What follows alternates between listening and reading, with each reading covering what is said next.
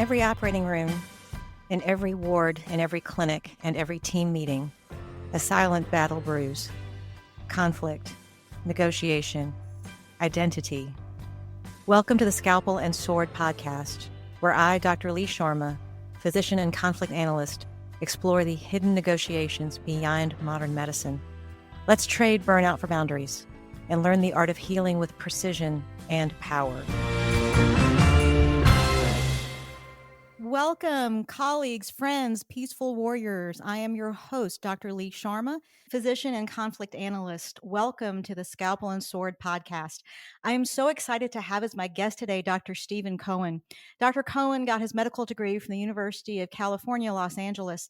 He did his residency at Boston University and his fellowship in colorectal surgery at Cleveland Clinic in Florida. He also has an MBA from Walden University. He currently resides in Richmond, Virginia, where he is associate faculty with the Virginia Commonwealth University and also a staff surgeon at the Veterans Administration Hospital. He publishes extensively. He has worked as an expert witness. He has mounds of experience, and I am thrilled to have him on the podcast today. Welcome, Dr. Cohen. Thank you very much, Dr. Sharma. Very happy to be here and talking about some of these complex, intricate, important topics.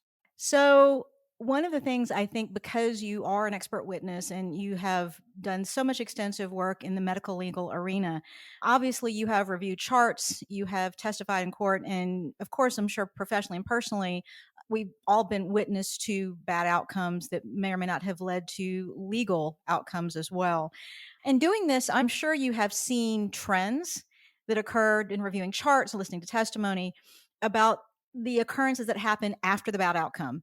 There's always conflict, there's finger pointing. That's something that I know that you've seen and witnessed a lot of. Correct. I will tell you, one of the more common themes that I see is, and I tell the residents this all the time. As a surgeon, we're going to get complications, right?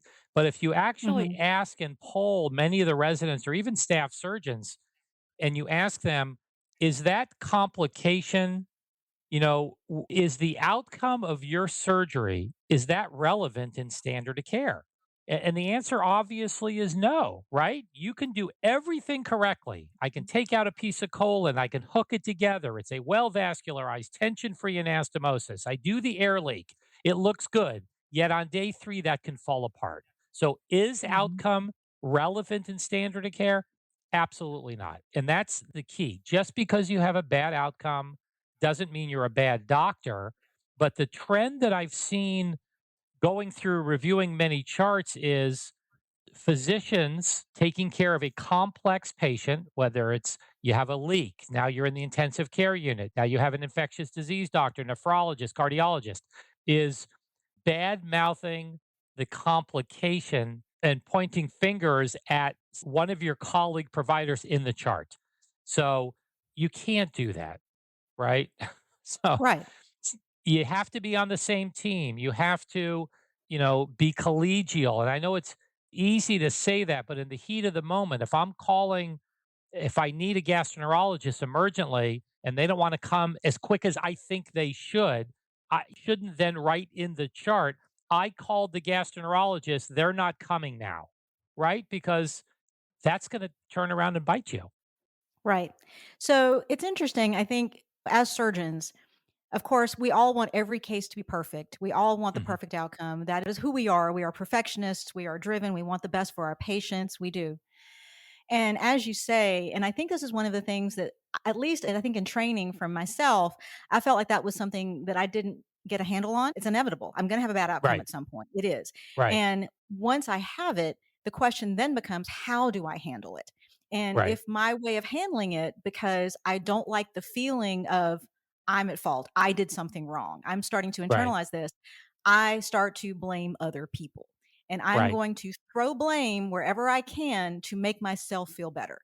So, this right, finger pointing that comes from this outcome that I'm dealing with starts to beget all sorts of other bad conflicts that I am sort of creating in the chart because I want my good outcome. I want my patient to be well, but because I'm having a hard time handling this. As you start to see this finger pointing, one of the things that becomes a question is, who owns this? Who owns this conflict? Who owns this outcome? And this is part of the finger pointing. This is part of the blame. So we're not really taught how to handle this. One of the things that I love that as I was looking through your publications and as we were talking and I was looking at the information that you had given me was this idea of pausing, that we need Yeah. to learn how to actually pause. And in that pause, that there is power to instead of react, that we can respond. How do we learn how to do that? Yeah, I mean, it's a challenge, but what you need to do is get all the stakeholders involved. I mean, the nursing staff, the other physicians taking care of the patient, the family members. I mean, I tell the residents that if you're not getting complications as a surgeon, either you're lying or you're not doing enough surgery. So pick one, Right. right? You're going to get Mhm. the UTI post op, you're going to get the DVT. I had a patient once that was a high risk surgery who had a previous DVT. She was Mhm. obese. She had rectal cancer. So I decided on my own preoperatively that I'm going to put a Greenfield filter in her and do sub Q heparin and do Mhm. sequential hose. Okay. I did all three. Guess what? Post op day 7, massive bilateral saddle pulmonary embolus and died. Right. Wow. That's a terrible outcome, obviously, right? I presenting it. The vascular surgeon at the conference is shaking his head. I said, Dr. So, what would you have done different? He goes, nothing. I said, what's the chance of a fatal pulmonary embolus in a patient with a filter and sequentials on prior to induction when the clots form and sub Q heparin? He said 3%. Right. So its outcome is irrelevant in standard of care. Hypothetically, if you ask me, would I have done anything different? No. Most people in that M&M room would not have even put a filter in her. That it's above and beyond. So I went above the standard of care and still had a problem. But getting everybody involved, getting the family involved, setting expectation, apologizing. I mean, I called, the family came in. I'm so sorry this happened. I'm sorry this is a bad outcome. Right. So, but you're right. We take it personally. When this patient walked into my office, I told her she needed surgery and I killed her essentially. Right. Not on purpose, obviously, but Mhm. it's getting everybody involved, being honest with the family members. And as long as you meet the standard of care, then you did everything right. But we're in the Absolutely. profession that you're going to have these kinds of things. Right. But there's so many things that you did just after this happened and you were transparent. You documented everything you did. It's like, "I'm going to Right. take all these steps. I'm gonna do everything I can to do to prevent this outcome, and this I'm going to do to document it." You after this outcome, you reached out to the family. You were transparent with them. You sat down with them. You talked with them. You knew, I am sure, that you felt horribly about what happened, but you were also equally sure you had done everything you could do to prevent it. And then you were Right. transparent with your colleagues. It was like, "I'm going to share this story with you." And part of me sharing the story is, number 1, I'm going to show you that I did everything I thought I could do to prevent this outcome and still had it. And is there anything else that you would have done differently? That Right. takes a lot of courage. And that's something that also, again, sometimes as surgeons, we're not good at. We've all got, hopefully, these 1 or 2 people that we can always call. It's like, hey, can I run this by you? I did X. I'm getting Right. Y. What did I do something? What did I do? Right. Can I do something different? And, if you've got really honest surgeons in your corner, they will tell you, I Right. think you did everything right. Or I think you should have done X. Or I think now you can do Y and you can help the patient. So Right. all of those things really contributed. I do think one of the things that you talk about in terms of working with this is the value of documentation. It's not even the fact that you talked about it, it's the fact that you wrote it down. I was looking at a case today on one of the online med mal sites of a patient that was going to have an ENT procedure. ENT sent them for cardiac clearance. The cardiologist wrote a note and said, probably should get some respiratory workup as well. That went to the anesthesiologist in surgery center. They looked at it. They didn't take any action on it. Patient has the ENT procedure, goes home. Husband checks on the patient like at 8 o'clock. She's fine. At 3 o'clock in the morning, he finds her arrested. She dies. The family sues everybody involved. Everybody. And Right. then all of a sudden the finger pointing starts. Right. ENT blames cardiology because you didn't call us and say the patient had a respiratory problem. Right. Cardiology then blames anesthesia. Well, I sent the note to anesthesia. Anesthesia didn't act on it. Right. Anesthesia says, well, ENT should have looked at the clearance before they operated on the patient because they're the ones that did the surgery. Yeah. So all of these things that you have a wonderful word for this. This is all happening in silos. This is all happening. Yes. Everybody's separated. Right. Nobody is actually having everything in one place that they can look at it. Right. So one of the things that you talk about in terms of this has happened, everybody's blaming, everybody's finger pointing that preemptively, if we have all of the data in one place, if it's all shared and we're all looking at the same thing, that is keeping us all accountable to each other. And if there's something that needs to be acted on, we can do it together. Right. So, is this something that you teach to your residents as well? This idea of having a shared list or data system? Well, I do and I don't, because what I teach the residents is that you are the one making the incision. You are the surgeon. You need to be accountable. So, I take it, feel bad that happened to that particular patient, but as a surgeon, if I'm making an incision and I send the patient to get not cleared, but medically optimized, I'm asking them to help me. So I really teach the residents it's trust but verify. Don't trust anybody. Right. Mhm. If you do that, then it's fine. And I tell everybody, I don't even trust my mother when she told me something. No, I'm going to check it myself. Every patient that got sent to me with a lesion in their colon and it was maybe marked by the gastroenterologist, I always scope them ahead of time because Mhm. in my career, I've been, not to anybody's fault, but I've been sent lesions they told me was the sigmoid colon, it was the hepatic flexure. I was told it's the hepatic flexure, it's in the rectum. If you've ever been in a place where you think a lesion is in a location and you can't find it during surgery, you will learn to live by trust but verify. Mm. So I really think that as what I teach to the residents is you are responsible for this patient. They walk to you with a surgical problem. You told them they need surgery. If you send them for medical optimization, you need to make sure that all the boxes are checked before you operate. I love that, and I absolutely agree with you. I love it when older surgeons adopt younger surgeons in a mentor relationship. And when I first moved here in the early 2000s, there was a neurosurgeon here. His name was John Dulligan, self-described as a crusty old brain surgeon. He literally introduced, "Hey, I'm John Dulligan. I'm a crusty old brain surgeon." But one of the things he used to tell me is, "Now remember, Sharma, you're the captain of that ship.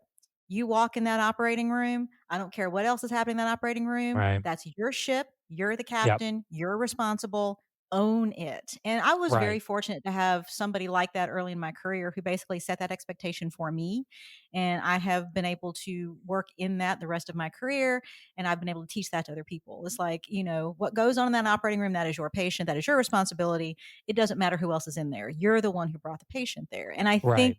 that perspective, the idea of ownership, not only makes it easier to work through conflict because you're the final common pathway. You know that it's Right. you.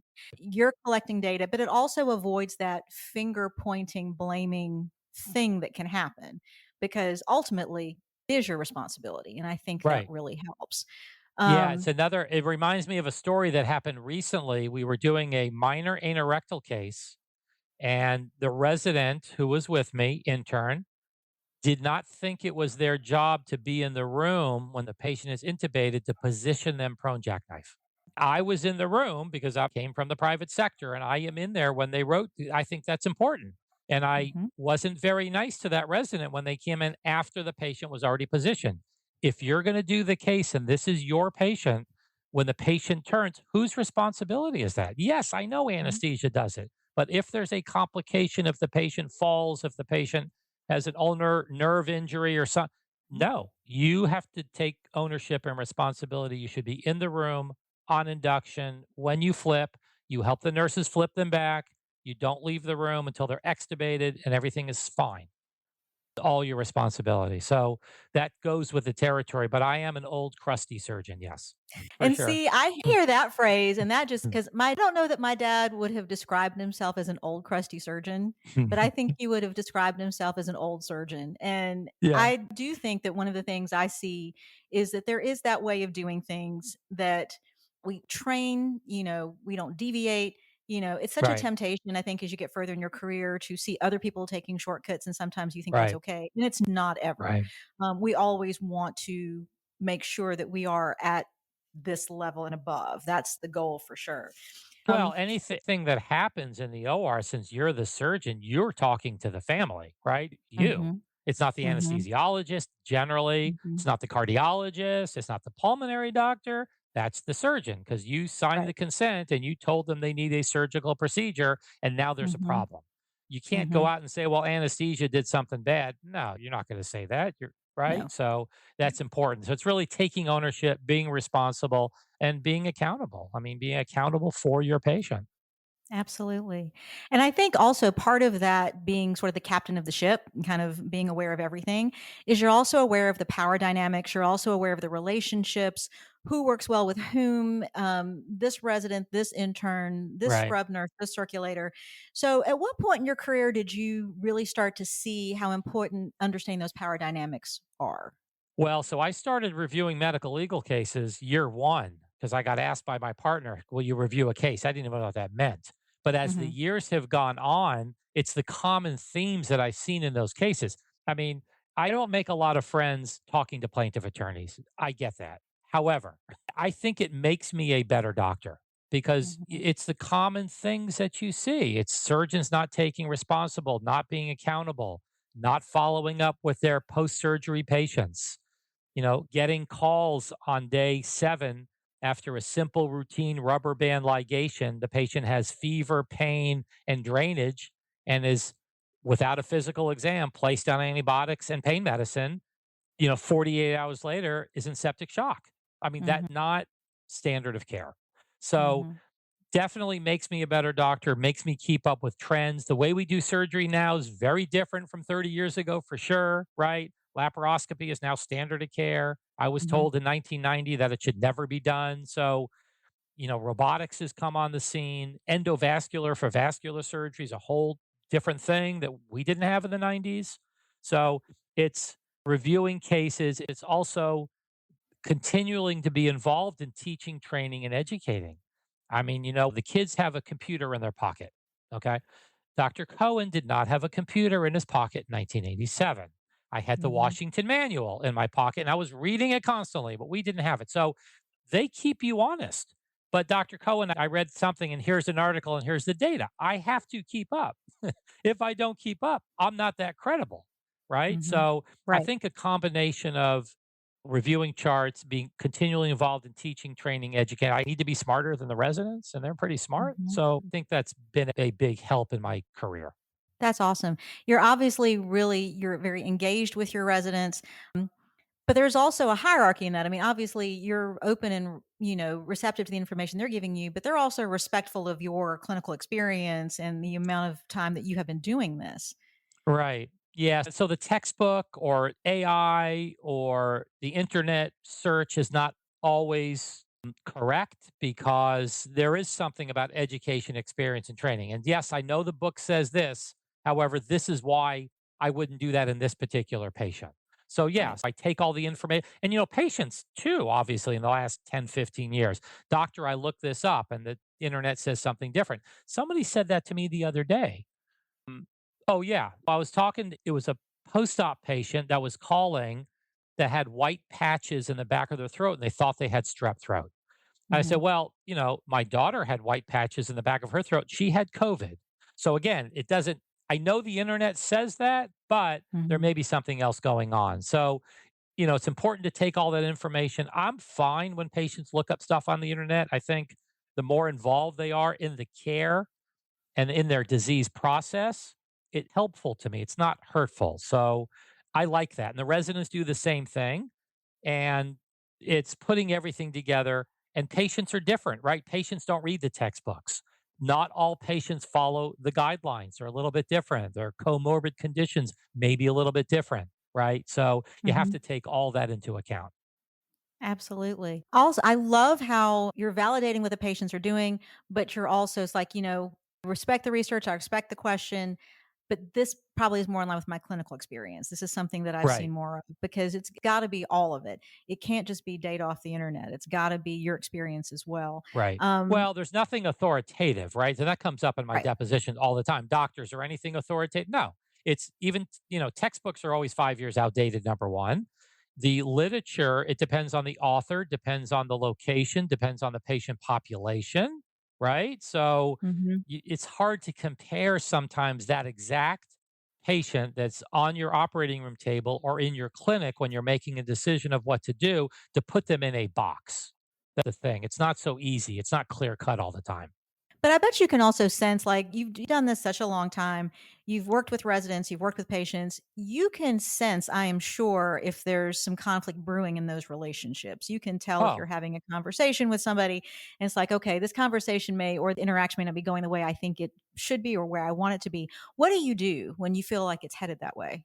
so I can usually tell in about 90 seconds. And most interactions, when you meet somebody new, they've already judged you in about 90 seconds. It's your nonverbal cues. It's how you're looking at them, right?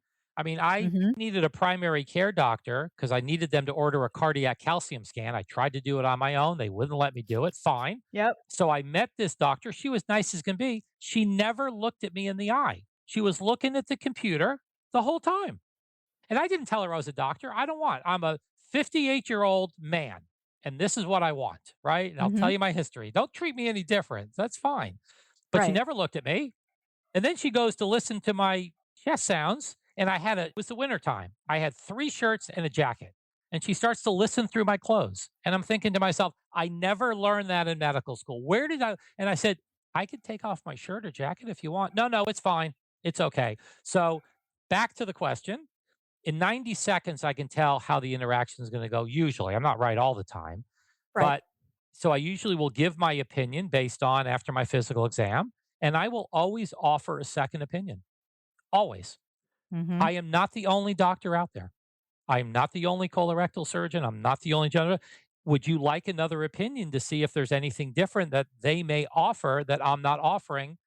And I explained my reasoning, obviously, but always offer a second opinion. I will tell you that 95% of the time, when I say I'm happy to get a second opinion, I can get somebody in my group, I can find somebody local, whatever you want. 95% of the time, they do not take me up on that Yep. because they're not expecting that. No. Because And I most doctors, especially surgeons, right? Oh, I'm the doctor, I know better. No, it's like that's fine if you want a second opinion. I think that helps. I totally agree with you, and I'm the same way. I always say I would be more than happy to get you a second opinion. And I think what that does, number one, is it gives the patient, okay, well, this doctor is not afraid for me to get a second opinion because I do think they can Right, sense if you're afraid to that to happen. I think that's the first thing. And the second thing, and I'll say this if people really press me on, it's like, why do you want me to get a second opinion? I was like, well, one of two things will happen. You'll agree with me and you'll feel more right, confident about what we're doing, or they won't agree with me and I will learn something. So either way, this is a win-win. And right. for the patient, once you express that, they're like, "Oh, okay. Well, I'm good. I don't want one." And I Yeah, I agree right. with That's you. normally what they say. That's normally what they Right. say, which is fine. I'm okay with it Mhm. too. Sometimes if the interact, I deal with a lot of inflammatory bowel disease, Crohn's disease, ulcerative colitis. The Crohn's patients they can be mean sometimes. They're dealing with a lot of disease. I don't blame the patient Mm. for that. We always Right. wonder, is it the personality that brings on the disease or they're chronically in pain, they chronic bowel obstruction, they're miserable patients. Right. Crohn's is terrible. Yeah. And a lot of times I'll want them to get a second opinion and sometimes a third opinion, right? Because Mhm. I said, let's go get the other opinion. This is an excellent doctor. See what they say. I won't tell them anything up front. You can decide who you want to be the surgery. I think you need surgery. You've maxed out Mhm. medical therapy. You're in the hospital every month with a bowel obstruction. You have Right. 3 CAT scans that show there's a problem, but I want Mhm. you to be comfortable with your surgeon.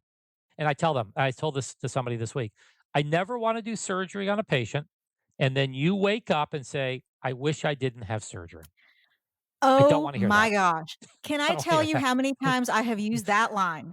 Yeah, Verbatim, I have used that line with patients saying, "The right. reason I'm going to these lengths is my worst nightmare is for you to wake up in recovery and go, 'Wish I Yep, wouldn't have.'"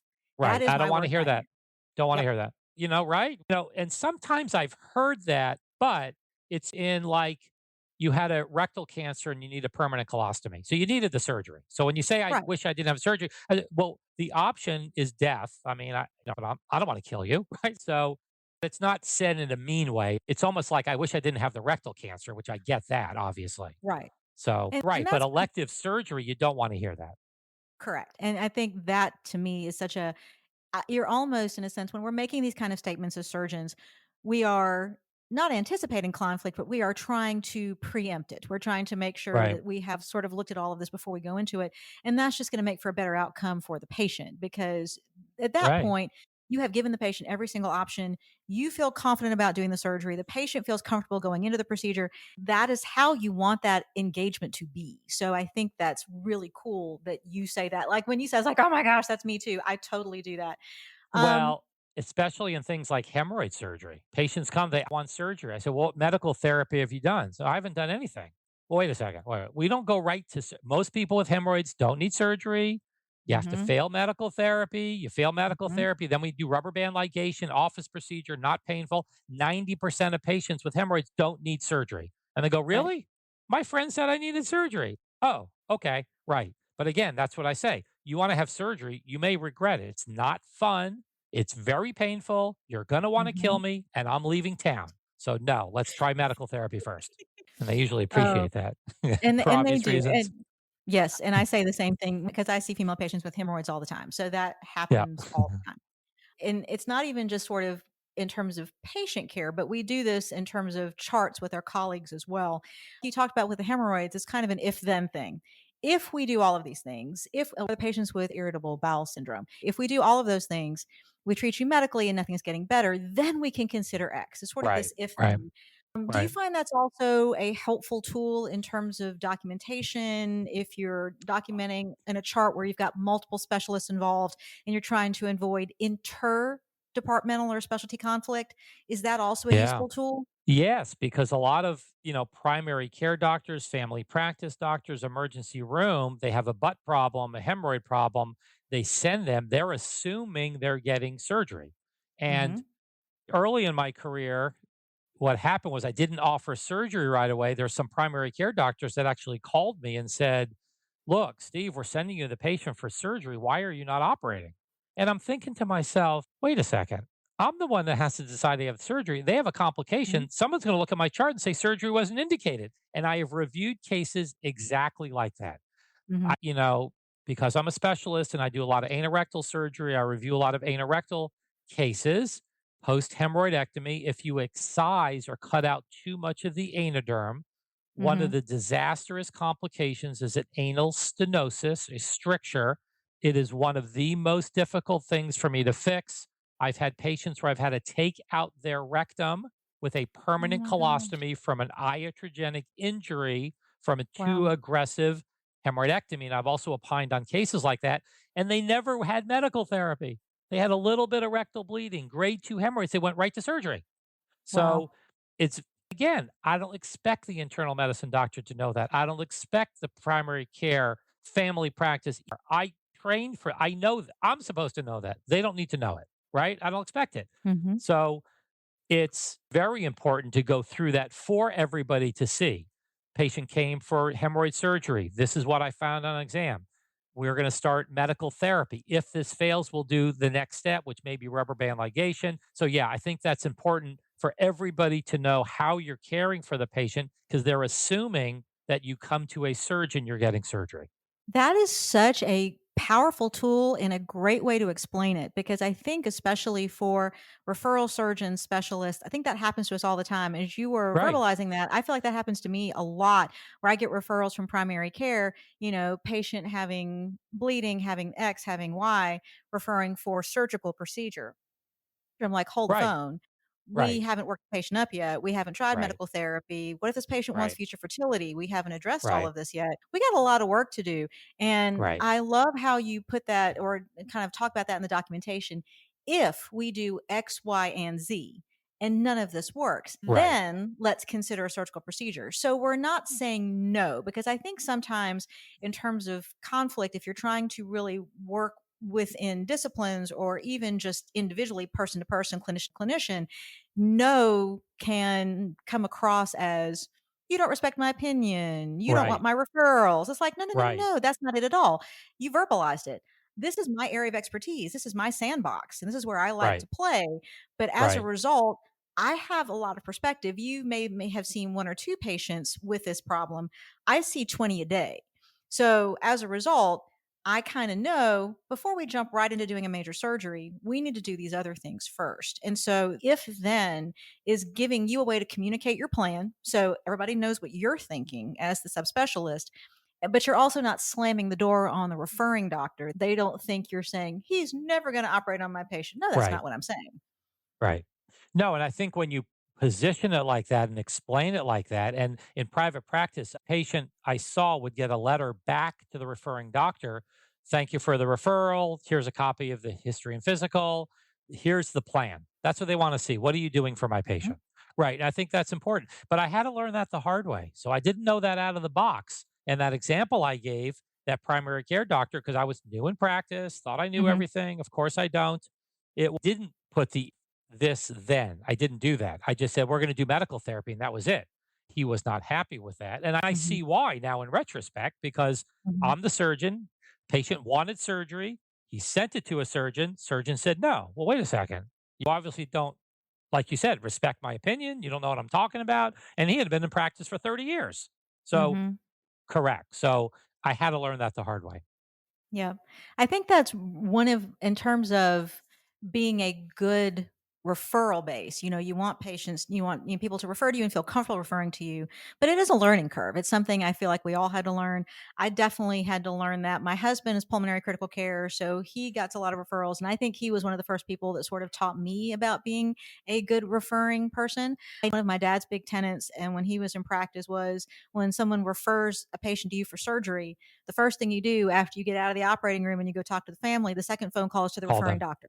And you call them and say, Private "Hey." practice, I did that Mhm, all the time, especially the gastroenterologist that sent it for the colon cancer. Absolutely. Yeah, mhm. love that because Yeah. it's still there. They started with the patient. They're the one that sent it. Right. Mhm. And I think there's something that's so very positive about that, that you have made that come full circle. Like you said, the referring physicians feel empowered because you have included them in the process. They get to know the outcome of their patient because they care. They're the ones who sent the patient to you to begin with. And I think that's something that it doesn't always happen. That's not something we're always taught to do still. That's one of those things that I think for the crusty old surgeons that pass that on to, keep it going, we want the people coming after us to do this as well because it is a very important part of our professional practice. Well, it doesn't happen much in the academic setting, right? So remember Mhm. when you were residents, it was, you got the consult, you didn't want to go see the consult. Now all of a sudden you're the attending. It's like, thank you so much for this interesting pruritus ani. I mean, I'm just so happy you sent me anything, right? So Yep, it's right. a different mindset. Yep. And I certainly spend a lot of time with the chief residents that are going into private practice to try to explain to them that it's very different than being a resident because Yeah. now you're in charge. You have to make the decisions, Mhm. So Mhm. there's a lot of dynamics that go on in private practice that you don't see in an academic setting, right? I mean, Mhm. when I started in private practice, because I did a lots of colonoscopy, see what I tell Mhm. the residents is the day before you start your practice, the referral patterns are already set. The day after you start, they have not changed.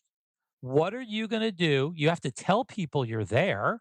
I'm the new Mhm. surgeon. You got to meet the OBGYN. You got to meet the family practice. You got to meet the internal medicine. I used to have 3 lunches. I would go to 3 different hospitals just to introduce myself. I think I gained Wow. 15 pounds, right? Just nobody Right? knows I'm there. Why would they send Yeah. me a patient? I moved into a new town, joined 2 other surgeons. They don't know me. Why would they send a patient to me? Right. Right. So the residents, when I tell them that, they go, "Oh," they don't realize that, right? Because you're Mhm. on the service, you're busy as can be, right? Mhm. It's in a facility that the patients are being sent to the general surgery service or the colorectal service or the you don't know that dynamic, Right. right? Right. And yeah, I tell them that and they look at me like I have 3 heads. They go, "I never thought of that." And of course you didn't. Why would you think about that? But all of a Exactly. sudden you're in practice, you introduce yourself, be friendly, be nice to everybody. I mean, I used to walk around, I tell the residents, everybody in the hospital is pre-op, right? Everybody's Mhm. pre-op. In my field, everybody has an anus, everybody has hemorrhoids. I got a lot of referrals from the nurses, right? So everybody's pre-op that you see. What a great way to teach them to think Mhm. about it. This is a completely different dynamic than what you have encountered in the past. I also really like it that you are actively teaching them about power dynamics, hidden conflict, all of those things directly influence the success of their professional lives. Understanding that this exists, because we have an awareness, right, when we walk around in the world that there's conflict all around us. But the idea of formally kind of making an effort to understand it, understand how it affects us professionally, understanding how the nurses and those relationships, the scrub techs, the circulators, the anesthesiologists, the nurse anesthetist, all of those things have an impact on how we do our jobs and do them well. And being aware of those interactions and those conflicts really does make you a better doctor, but it also makes you more successful because you know all that's going on. Right. I mean, there was a new surgeon that started with us at our hospital last week, and he did his first case.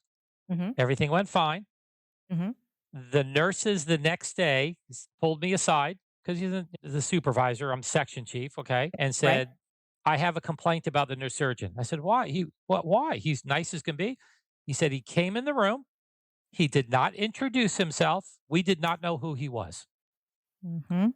I said, "Okay." The surgery went fine, but it's the dynamic. He was new to the hospital. Introduce yourself. Everyone's watching you, Mhm. right? You make it Mhm. 90 seconds. They made a judgment that because he didn't introduce himself, he's not a good doctor. He is a good doctor, but it's little things like that. Introducing yourself, know the team, know the nurses, know the circulator, right? It's little Mhm. things. Yep. I remember, I think it was back no, it was when I started at this hospital in '97, when I came from Parkland, so we came from a big hospital, and Mm, of course, everybody wow. had name tags, right? Right. So, I get to my new hospital, and there were maybe, I think, 150 doctors on staff when we started, and so, for context, we moved here in '74. My mother was the first female doctor at that hospital. Wow. She was the pathologist, and was gonna be on a podcast at some point, and that woman got stories. It's amazing. Yeah. So the first month I get there and I go to, medical staff services and I'm like, I didn't get a name badge. Where do I go to get my name badge? And no one gave me one. It's like, oh, we doctors don't wear them. And it's like, well, Really? how do they know who we are if we're walking around the wards? And I was like, oh, well, the older doctors on staff just assume that everybody should know who they are. So they refuse to wear them. So as a result, we don't make you guys wear them. I'm like, okay. So, I mean, I look pretty young anyway. So I'm running around in my white coat and scrubs and nobody knows who I am. So I'm having to introduce myself to the planet. It's like, Yeah. hi, I'm Dr. Sharma. I'm the OBGYN Right. because I know no one's going to know who I am. If I just go Right, they walking think up you're on the the ward, right. Yeah. yeah, they're not, especially if I walk up in street clothes, they're gonna think I'm some random family member trying to look at a chart, right? And then it was interesting, about a year after that, we get the memo, everybody's gonna wear name tags. It's like, that's cool. Yeah. But it was definitely like hearing that, it's like, okay, so the power dynamic is surgeons really do expect, or doctors in general, I guess, at this hospital expected that everybody should know who they are. Right. And that to me was a profound expression of what that power dynamic looked like. Right. And I think as time goes on, we understand that that's not only not practical, it's not really healthy in a healthcare system for Right. doctors to walk around expecting all of us people should know who I am. It's like, yeah, that's not okay. Right. We're it's a team-based mentality. We are here working together. I was really glad that it took about a year for that to go away. I thought that was really cool. But I think it's interesting too that, when your new surgeon walked in and he did a great job, and in his mind, and that was his first case, I'm sure Right. he was really nervous. I'm sure he was like, I want this case to go well. I want them to think Right. I'm a good surgeon, right? He may not have introduced himself because he had nerves, because he was in his Right. headspace, because he was focused and wanted the case to go well. But that's not a perspective the other team members are gonna have. They No. don't know what Correct. he's thinking. Until he Right. verbalizes, "Hey, guys, I'm Doctor So and so. I'm really happy to be here, but I gotta admit, I really want this case to go well today." Yeah. Transparency. All of a sudden, if he had done that, I think every single person in that OR would have bent over backwards to do Right. For anything that he whatever wanted to do. exactly. Exactly. So it's little things like that. It's emotional intelligence. It's knowing what's going on around you, and it's hard to teach that. I mean, I do try to teach it to the residents Mhm, to be cognizant of when you're at the scrub table. We see so many residents, and some of them have some difficulty. They don't speak loud enough. The nurses can't hear them. And then the nurses think that they don't know what they're doing, right? So it's little things like that mhm. that I try to help them be aware of their surroundings around them, especially in surgery. I think that's Mhm. important. You have a great acronym for this. It's called the 3 Ps, which I love. The 3 So Ps? I have the the 7 top Ps. okay, well, do the 7 because I knew about the 3, but do the 7. Proper piss poor performance. That's the 7 I Ps love before it. any procedure. Mhm, Proper prior planning prevent piss poor performance. So, know what you're doing, verbalize what you're doing, let everybody in the room know, try to stay mhm, 3 steps ahead of what you're doing, especially in surgery. It mhm. makes the case go better. Certainly, it creates a much better atmosphere, because things can go bad quickly. Right. Right. And so much of that I think is dependent on the surgeon's composure, energy. If you are calm, everybody else is calm. My one of my favorite stories about that goes back to when we first moved here. We'd been here like a month and my husband and I were both on call. I was in labor and delivery and PACU or no, step down progressive was like a block down the hall. And I heard them call code blue and I wasn't doing anything else. So I just like walked over there to see what I can help, and it's one of my husband's patients who's crashing. And so he walks in. There's 17 people in the room. They're running around like chickens with their heads cut off. And he walks in and like looks at this chaos and goes, "Stop!" And everybody stop. The patient's arrested now. Turns and looks at him. He takes off his white coat. Now he doesn't do this fast. He takes off his white coat. He hangs it on the door. He stops to straighten the sleeves. Now, everybody's staring at him while he's doing that. And then he turns around and says, "How may I help?" And instantly the room calmed down. Yeah. Everybody was very set and they got the patient back. And Wow. after, like, and I went back to L&D. I'm like, he got this. They don't need me. So I turned around and went back. And about an hour later, he's cruising through, says comes to say hi. I'm like, "That was impressive." He's like, "What was impressive?"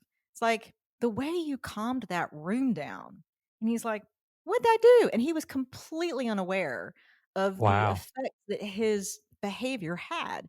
But as the outsider looking in, I could see how that room changed, and I have no doubt that the reason why they got that patient back was because he came in and he did not fall into the energy of the room. He actually Right. took control of the energy of the room and calmed the room down, and everybody was able to do their jobs. And I feel like as the surgeon, that's so much if things are going sideways, you Right. screaming and throwing things and losing yourself, you're never gonna help everybody else get the patient back. You Right. have to be the Right. person in the room that actually is the soul of calm, and you become the barometer, the thermometer for everything that's in that room. Well, they So look to you if things are going sour, right? So right, you have to right, be in control. And it's right, hard for people if they're not used to doing it. right. I think that's such a great thing that you teach them. That's something that we all need to work on, practice. But I think once you see it illustrated, like for me, seeing that early in my career, I think was a really good lesson to me to learn to not do that. And plus, I joke about it, but it's really true. My dad, all and his colleagues and all of his scrub circulars used to tell me this: "Your dad is the most calm person in the operating room." And dad used to tell me, "I don't care if I'm dead. If I ever find out that you yelled through something, acted a butt in the operating room, I will come back, I will find you, and I will haunt you." I think the era that he grew up, he did his training at the University of North Carolina and then his fellowship at Allegheny in Pennsylvania, that surgeons were gentlemen and gentlewomen. We internists who operated. We had a way of carrying ourselves and an intellect that really Right. does set us apart of being people who are in the operating room. And I feel like that was something he definitely gave to me. I think it is so cool what you are giving to not only your patients as a clinician, but what you're giving to your residents as an educator. And I agree with you. I think reviewing cases does make you a better doctor. I think it make you more aware not only of hidden conflicts, because I mean, anytime you go through a chart, you're going to see chart wars. You're going to see hidden conflict. You can see the power dynamics. You can see the silos. Right. I think the awareness of that, the patient, the process, the politics, being aware of those things, it's no question it makes us a better doctor. We start to uncover those things as well. If you have obviously residents who benefit from your experience, is there one thing that you always want, they're getting their training, they're going off into the world. Is there one thing you always make sure that they have a piece of advice that you give them before they fly off into their careers? Well, definitely it's the trust but verify. I mean, that key. And I always tell them to, the around you are very important. So it's very important that the job that you take, whether it's academic, whether it's private practice, that you have people that have your back. right? Because it's Mhm. very lonely at 2 o'clock in the morning when you have a patient crashing and you are by yourself. Yeah. And I tell them you learn to become a doctor when you're by yourself in practice. I said, Wow. we teach you the basics, but if it's 2 in the morning and you have a scrub tech that says, "Oh, Dr. Cohen, I've never done this case before. I'm so excited to operate with you." And you have a dead Mhm. bowel and the patient has a blood pressure of 50 and it's just you and a scrub tech, put Mhm. on the big boy and big girl pants because you wanted to be a surgeon. Right. So trust but verify, have good people around you, and that's really important. I think that is fabulous advice. Dr. Cohen, thank you so much for being on the podcast today. This has been a fantastic discussion. I really appreciate your time and you being here. If people want to find you, how can they find you on social Well, media? probably the best way is LinkedIn. So LinkedIn is best. So the residents have questions about anything. I'm happy to help them, like I help many of the residents because I am an old crusty surgeon and I like to talk. So it's no problem. Well, you have been a fantastic, fund of wisdom, and I just thank you so much for being here. Thank you so much for taking the time. So, for all of you who've joined us today on Scalpel and Sword, I will have Dr. Cohen's LinkedIn profile in our show notes. Thank you so much for being here, colleagues and friends. And until next time, be at peace. Every episode is an invitation to speak, to negotiate, to choose. I'm Dr. Lee Sharma. Join the dialogue by subscribing to Scalpel and Sword. Until next time, peaceful warriors, may your choices be sharp and your voice be even sharper. This podcast is a reflection of lived experience and research in conflict resolution. The Scalpel and Sword is not intended as medical or legal guidance. For personal matters, please consult a qualified professional.